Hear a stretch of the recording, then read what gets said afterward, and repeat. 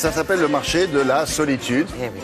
Alors, y a-t-il que des âmes sœurs dans ce monde des célibataires? Majoritairement, oui. Puis sinon, il y en a qui cherchent l'aventure, Oui, amoureuse, sexuelle, les deux à la fois. Oui, Alors, il y a eu les sites de rencontres, ça a bien marché pendant des années. Ça a même éclipsé les agences matrimoniales. Et puis, hop, voici le retour des agences matrimoniales. Et pour quelle raison? Eh bien, parce qu'il y a eu des déceptions. Quand on dit 15 millions de célibataires au sens large, c'est quand même 15 millions de personnes qui sont ou célibataires, ou divorcées, ou séparées, ou veuves, des personnes qui sont officiellement seules. Et 15 millions, c'est beaucoup. Donc, parmi ces personnes, on en a qui cherchent une rencontre, mais une rencontre durable, un lien durable. Et c'est vrai que les clubs de rencontre, les sites de rencontre ont été très à la mode et il y a eu des déceptions dans la mesure où certaines personnes se sont rendues compte que la rencontre était peut-être un peu éphémère, disons pas forcément durable. Donc aujourd'hui, il y a un regain d'intérêt pour ces agences matrimoniales qui étaient un peu tombées dans les oubliettes, qui avaient une image un peu désuète. Et on a quand même 100 à 120 000 personnes qui chaque année vont maintenant s'inscrire dans les agences matrimoniales.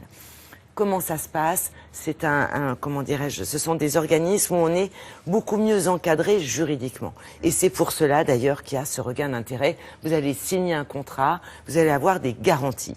Et ça, c'est important. Garantie de rencontrer un certain nombre de personnes. Absolument. Et garantie de faire la bonne rencontre, ça non, évidemment. Non, ça non. Ça, il y a une obligation de moyens, mais pas forcément de résultats. On est dans l'impalpable, c'est vraiment, on ne peut pas. Le mot est bien choisi. Mais oui, on n'est pas au supermarché non plus, donc il n'y a pas forcément un résultat, mais généralement, en gros, on a quand même 5 à, allez, maximum 9 personnes sur 10 qui arrivent à trouver une personne avec laquelle elles peuvent faire un bon bout de chemin.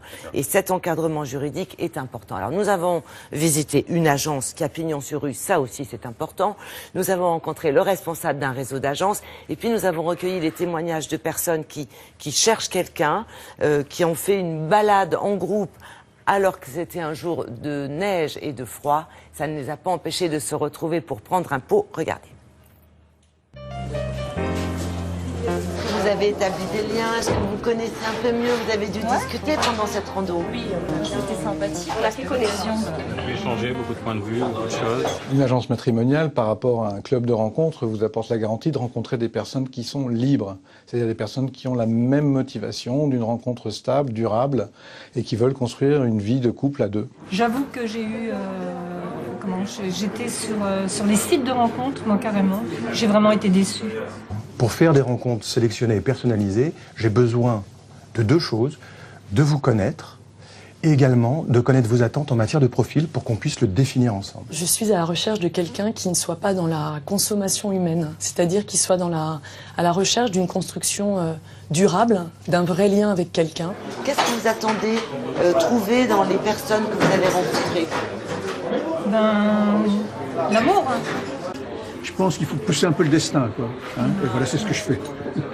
Un contrat, d'abord, c'est vérifier qui est la personne qui vient nous voir, donc sa situation professionnelle, sa situation maritale, si elle est vraiment libre, son état civil, tout simplement, et savoir quel c'est son objectif de vie, c'est-à-dire de trouver avec nous une adéquation sur la relation stable qu'elle veut envisager.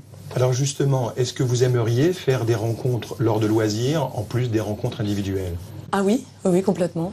Mais vous êtes super jeune pour être inscrite. Je suis jeune, mais les rencontres de nos jours, c'est de plus en plus difficile. Et j'ai deux enfants aussi. Donc justement, j'ai eu une vie avant et qui a duré pas mal d'années. Et du coup, ça complique énormément les rencontres avec les jeunes hommes ou les hommes de mon âge, quoi. Donc, vous seriez pas un peu timide? Oui, c'est aussi une barrière, effectivement, je suis timide. Une agence sérieuse vous proposera un service non limité dans le temps.